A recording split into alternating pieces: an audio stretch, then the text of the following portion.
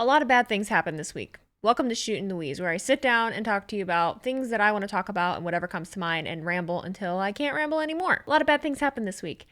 And I can't even pinpoint it to just a very minute, small thing because I think most people will assume the Lions lost the NFC Championship game, which they did, which absolutely sucked. We had him in the first half. I was watching on Sunday at my favorite local spot that I'm always at on Sundays for games. I had a elderly Packers fan come up and give me a hug when the game started to go south, and that was very sweet because Packer fans usually just suck. But but yeah, a lot of things happened this week. If you follow me, you probably have seen that I had a family issue going on. My mother-in-law had a stroke over a week ago now. It was Sunday over a week ago, and definitely top 5 worst days of my life. Absolutely top 5 days of my life. And I just want to tell you that life can change so fast. Do not take a single moment, a single day, a single interaction with anyone for granted. I think the older you get and the more experience you get, you realize how fragile life is and how short it can be. And if you are not doing all of the things you want to be doing or taking all the risks you want to be taking, take them, because tomorrow is not promised for literally anybody. The update is, though, that my mother-in-law is doing okay. She's stable. She was basically in a medically induced coma for a week. They had to do a few surgeries. It's going to be a very long recovery. It's not going to be one of those things where she wakes up and is just herself. But she did open her eyes yesterday to talk to her. She was lifting her hand up at me as I was talking to her. So I really do want to say thank you for all of the hundreds of messages and comments I got saying that you were wishing me well and hoping the best, and all of your thoughts or prayers or whatever deity or energy that you believe in. Thank you. I really do appreciate it. You don't understand the scope of the internet or your reach until you have so many people collectively sending you well wishes like that. So I really do appreciate it. Thank you. On top of that, I had that craziness going on, but I believe strongly in if it's possible to keep things going as normally as possible. I'm not a highly emotional person. I handle things in my own way, and the way that I wanted to handle it was to continue streaming and to continue working online like I normally do, because it brings me joy and it's my peace and it's my happy place. So I did that. I streamed during the week still, and we were able to get to the Royal Rumble. Now, before we actually get to the Royal Rumble, the thing that a lot of people ask about is the one thing that I have zero, I have zero credentials or experience in being able to talk about anything that has to do with SA. It is a very sensitive subject. If you understand what I'm talking about, we are talking about the situation and lawsuit with Vince McMahon. I read 64 or 67 pages. I read all of it. And I cannot fathom. It was one of those things where if you haven't read it, the lawsuit has actual screenshots of text messages that he allegedly sent to this employee. If you're unaware, he is being accused of the SA and also trafficking. No small potatoes. It's bad for a lot of people. And certain WWE superstars are also, they're not named, but it's alluded to it being them based on the descriptive words that are being used. Former UFC champion, former WWE champion, contract was up in 2021. Allegedly, they're thinking that it is Brock Lesnar. If you've been following me for a while, you know that I am a Brock Lesnar girly. I've been a Brock Lesnar girl for a long time. I was on a podcast with Santi Zap that week that dropped, just a few days before, saying that I was a Brock Lesnar girly, that I wanted him to show up at the Royal Rumble. So things came crashing down very quickly. And I don't, like I said, I can't go into detail about these kinds of things. It's not my platform. I talk about, the in-character things. That's what I like to talk about. I don't like to talk about dirt sheet stuff. But man, the way that wrestling media and wrestling journalists per se pushed all of that out so quickly and tried to capitalize on it was so absolutely sickening to me. And I hate to jump on the maybe I look at it differently because I am a woman. And it's not that SA doesn't happen to men. It absolutely does. It absolutely does.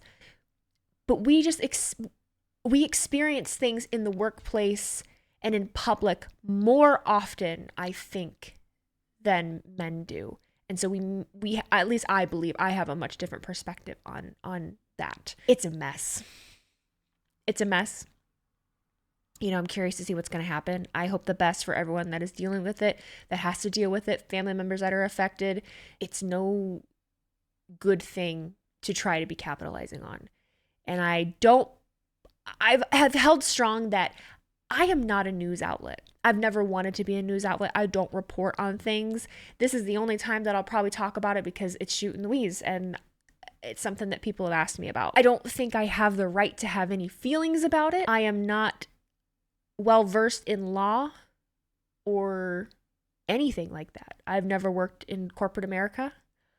I've never dealt personally with SA. That's the extent of what I feel I can speak on it, for sure. Now, before that dropped, it was a wild week because we had the announcement that WWE was going to be, or WWE Raw is going to be moving to Netflix in 2025, which I had to really confirm with a lot of other people how exactly that was going to work, because my understanding is that Raw is going to be on Netflix in the US, but everything is going on Netflix for everywhere but the US. So the United States will have Raw on Netflix, but SmackDown will still be on the USA Network, and we'll still have the network on Peacock. Like, that's where the vault's going to be, and the network. I was so very confused on how all of that was working. I had to clarify with a few different people. So that's really great for a broader audience. It's better for people that live out of the United States. People in the UK and elsewhere have a hard time, honestly, getting to watch a lot of the things that they want to watch without a VPN. So that's very good as far as that goes, which makes sense because I feel like the WWE is trying to expand their foreign market. We were seeing a lot more PLEs going overseas. We have Elimination Chamber coming up in Australia. Is it Australia? Yeah, it's Australia. I forget the one that's going to be in France. So I really do think we're going to get a Mania in London, if not next year, very soon. So they are expanding that market. What I had talked about with a few other people was how just having Monday Night Raw on Netflix will be good just in general. I forget the statistic that somebody gave me. Oh God, I think it was Santi actually. He said that The Bachelor, one of the biggest dating shows on cable television or network television, I think he said the statistic was like 15 million views or something like that on average for The Bachelor. Now, the biggest dating show on Netflix is 200 million. It's a much broader audience. You can pick whatever you want to watch whenever you want to watch it. You don't have to be committed to a time or DVR or anything. It's ready for you whenever you want it. So I do think that we might get a lot of curious eyes watching Raw live when it's on Netflix. Because my understanding is that they are planning to roll out an entirely live television feature on Netflix. I really do think we're entering the end of the cable network era, because we see the NFL doing Peacock. We see a lot of these sports teams going to different networks and things, and I understand, really, because most cable television, minus a few channels, it's not worth paying the money, to watch even. Most of us need all of the streaming networks anyway. what do they expect us to do in this economy to pay for all of these streaming services on top of cable? We finally got rid of cable, I think it was last year. So I'm not surprised by that. I'll be very curious to see how that evolves within the next year. The Royal Rumble. Oh, the Royal Rumble. The Royal Rumble is my favorite pay-per-view of the year. It is my favorite pay-per-view of the year. It's a lot of fun. I feel like I should have made my own video on this. Maybe I still will, but I was so busy with everything going on with my mother-in-law that I didn't get a chance to do a lot of review videos or things the way that I probably would have or should have. But I really enjoyed the Rumble. I enjoyed the Rumble. We had talked about how this was the first Rumble in a while that I feel like they weren't going to have to depend on legends, and they didn't.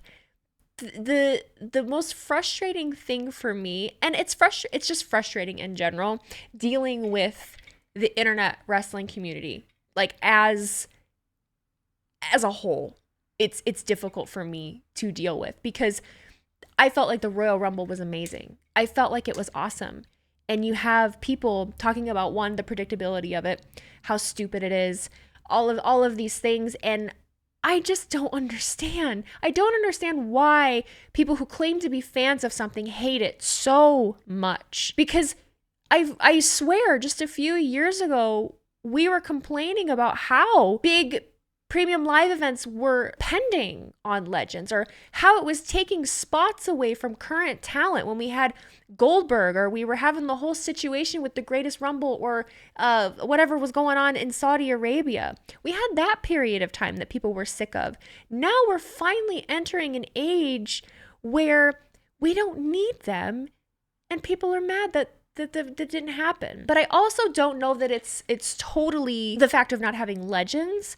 I think a lot of it is also the letdown of wanting something to happen and it not happening. I went off on stream about this a little bit, and I did post it on YouTube, how we had a lot of predictions out there, right? We were thinking, not me personally, listen, I'll do predictions really for a reason, but we were thinking AJ Lee was going to come back for whatever reason because her husband's in the company, or Big E was going to make a return, or that MJF was going to jump ship and appear at the Royal Rumble, or that The Rock was going to appear at number 30. There were so many predictions and things that people thought might happen that didn't happen. We had Sami Zayn at number 30.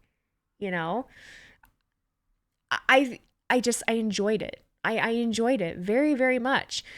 One thing that I don't get why is such a thing, I'm seeing it a lot, where you talk about the Rumble in any capacity, or something you liked about the Rumble, or even my reaction videos on either the men's or the women's Rumble, and how people feel the need to beat to death the point that they thought the women's Rumble was better than the men's. I get it, but I don't get why that's like the first thing you feel the need to tell somebody else. Oh yeah, is better. Like, what? Who cares? I personally do think that it was. Both were entertaining in their own right, and I don't think that that's the first thought I think to say when I think of the Royal Rumble in general, to just immediately point out, oh yeah, the women's was better than the men's. Oh yeah, the women's was way better than the men's. The women's roster has a lot more wiggle room as far as stories go for something like the Royal Rumble. They focused on Bayley. They had Naomi return. They had Jordynne Grace in the ring with Naomi. You had Jordynne Grace in the ring with Ivy Nile. You had the debut of Jade. I can't come up with words. The debut of Jade Cargill. I think that is what resonated with a lot of people. But the latter half of the men's Rumble was very, very good. And I personally thought CM Punk was going to come out on top. I really did. Now, we'll get to that in a second. CM Punk's injury. I really still enjoyed both. I enjoyed the pay-per-view as a whole. I enjoyed even the Kevin Owens and Logan Paul match. I made a point to say on stream when people were talking about predictability that, yeah, I didn't think Kevin really, I did think that Logan Paul was going to retain the title, but I didn't see the DQ happening in that way. I thought that was very creative. I thought that was a good way to let it happen. It wasn't just a normal, interference DQ or something along those lines. I thought it was super cool to have Kevin Owens have the brass knuckles on and the ref see it and stop the count immediately and just point it out and DQ. I thought that was super cool. I thought that was a little unique. The Fatal 4-Way, come on. I don't even feel like that's worth complaining about. You knew Roman was going to win. Even still, it was a great match. It had the interference that you knew was going to happen, because it has to happen, because this is Roman Reigns. Roman Reigns can't win anything on his own. You should expect that at this point. So I felt like it still delivered, despite you pretty much knowing that Roman Reigns was going to win. I did see during the end of the men's rumble when Punk landed wrong on his arm and crawled over and said something to the ref. I clocked it. I was hoping it was nothing. And then, Monday Night Raw just happened last night, and we got the confirmation that he tore his tricep. So WrestleMania is just falling apart at the seams as we know it, because I'm still confused about what exactly is happening with Seth Rollins, because he had the partial MC, was it his MCL or his meniscus? He had a partial tear of that, and he didn't say if he was getting surgery, but he said he was going to be there for WrestleMania. I have no idea what's going on. And to be completely honest with you, I've said this so many times. If you're new to me, you'll find this out about me. But I don't take a lot of joy in fantasy booking too much. It gets to be a lot. It gets to be way too much, where my brain hurts trying to rationalize all these different avenues and paths that we could take on the road to WrestleMania. And right now, with the way things are shaping up, I can't. I hear all of you. I do. I hear a lot of the Rock and Roman right now. And we had, Seth come out to the ring and confront Cody, saying that Cody should challenge him for the World Heavyweight title, which I don't hate. But then that means Cody can't finish his story. So that's a debate to be had. It's a fair debate. That's one that really won't bother me. Like, they've introduced that, so cool. I'm curious to see what happens. So, I mean, we have a lot of time between now and WrestleMania to kind of get things in order and see what exactly is going to happen. And I'm very, very curious about it. Just as I am with what's going to happen with Bayley being the Royal Rumble winner, and how Damage Control is going to deal with her, if at all, when something happens. Is it going to be an Elimination Chamber? Is she going to, not declare who she, because as of today, she's supposed to be declaring who she wants to face on Friday. So does Damage Control turn on her Friday? Are they going to turn on her at all? What is going to lead? Is she actually going to go after Rhea? Is she going to go after Io? I love that it's not cut and dry for me right now, and I don't totally know how they're going to do it, but I'm curious to just watch and see. That is one thing you'll learn about me. That's what I like to do. I like to watch and see. I like to consume. I don't like to overanalyze. I just hit 10,000 followers on Twitch last night, and I hit 11,000 on YouTube. I almost said Facebook. The hell? I hit 11,000 on YouTube, and YouTube was totally out of left field for me. I started streaming on YouTube. I don't even remember why. I was so just Twitch. And when I got back from TwitchCon and they opened up the streaming on YouTube, I was like, oh yeah, why not? And I got one raid from Tom Grossi. I always think I'm saying his name wrong. But I got one raid from Tom Grossi because he's a football creator, a big one. And someone told him that I'm a Lions fan and I like wrestling, and he rated me. And ever since then, it's just been an incline over here on YouTube. So I've always wanted to be a YouTuber. If you've never watched any of my videos before where I talk about that, I wanted to be a YouTuber in high school. I had a flip video that my dad got me. I wanted to be a vlogger. Those are all things that I've talked about that I really wanted to do. And I truly feel like right now I'm kind of living a little bit of a dream. It's wild. And I wish I was in a position that I could commit to it fully. I wish it wasn't so scary. But I definitely live my life a little on the safe side. I'm not that big of a risk taker when it comes to that, because I'm firmly of the mindset that this could all go away tomorrow. And it's not, I'm very curious how other creators do it, or how they're able to make ends meet, or what they're doing that I'm not doing, because there's no way I could live off the income that I'm bringing in from doing this right now. It's good, don't get me wrong, but I make more at my full-time job doing hair than this. So I don't, maybe I could make more if I went full-time with it, but I worked so hard to build my clientele. It is definitely something I go back and forth with a lot. Like, I would love to do this full-time, but then if I did this full time, it's no longer it's no longer, I feel like it would no longer be fun. It's not the fun, cool thing that I get to do outside of my job. Now it's my job. And I think I will do better if I keep that mindset for the moment. Now, if I get some kind of opportunity where a wrestling company comes knocking on my door or someone else comes knocking on my door asking me to work for them and it's worth it, then I'd consider it. But right now, as I'm still self-employed doing this, like that gamble's not, that's not it. If you're watching on YouTube, you'll be able to see. But I got a tattoo today. Let me show you real quick. Let me show you. You can kind of see. So those are petunias. And the name that's on there is Mary Lou. Mary Lou is my grandma. I was very, very close to my grandma. She passed away in 2017. She was 89 years old. My grandma had, seven kids. She had 7 kids. My dad was the youngest. So she had my dad when she was 43. So both of my grandparents were a lot older. I lost my grandpa when I was 10. I lost my other set of grandparents way early. So I only had just my grandma as a grandparent from the time I was 10 up until I was 25. So she was my everything. So she called me Petunia. So I got these petunias with her name on it. Weird segue, but I was thinking about, I have my whole other arm done. Again, if you're on YouTube, you can see, but I've had American traditional tattoos on my left arm since I started when I was 22, 23, and I pretty much have an entire sleeve of them. And those hurt. Like shading and coloring and especially your inner bicep, the ditch of your elbow, that hurts so bad. And they go over it, like the shading, they get the line work done, and then they go with the shading, and then they go back in with more color, and then they're layering color on top of color, and then he's dry wiping it with the paper towel, and it hurt by the end, like 2 hours in, I'm like, oh my God, I'm so done. And then it gets really swollen. This was a cakewalk. This was beautiful. This was great. Just line work, a little bit stippling, like done. Amazing. So happy. I understand why all the girlies that have like this style of floral right now are all like, oh yeah, tattoos don't hurt. They're great. Tattoos hurt. I don't care who you are. They hurt. You just have a tolerance to it. But I totally understand why you think, oh yeah, tattoos aren't bad. Get one of these suckers. Get a colorful, thick lined American traditional with a big tatted guy that just has been tattooing for 20 years like I do, and man, you're going to feel that. You're going to feel it. I had some people asking me too if I would get a Lions tattoo since the Lions won. No, I'm not a sports team tattoo girly.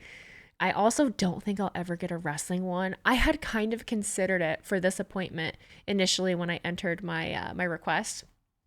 And then honestly, with what happened with the McMahon lawsuit this week, I was like, no, celebrity tattoos are not it, because you just never know what anything is going to do. Any kind of celebrity or anything like that, don't put that on your body. It's just like names minus family members, but don't. It's just a big no, because then you're stuck with it forever if they turn out to be a terrible person.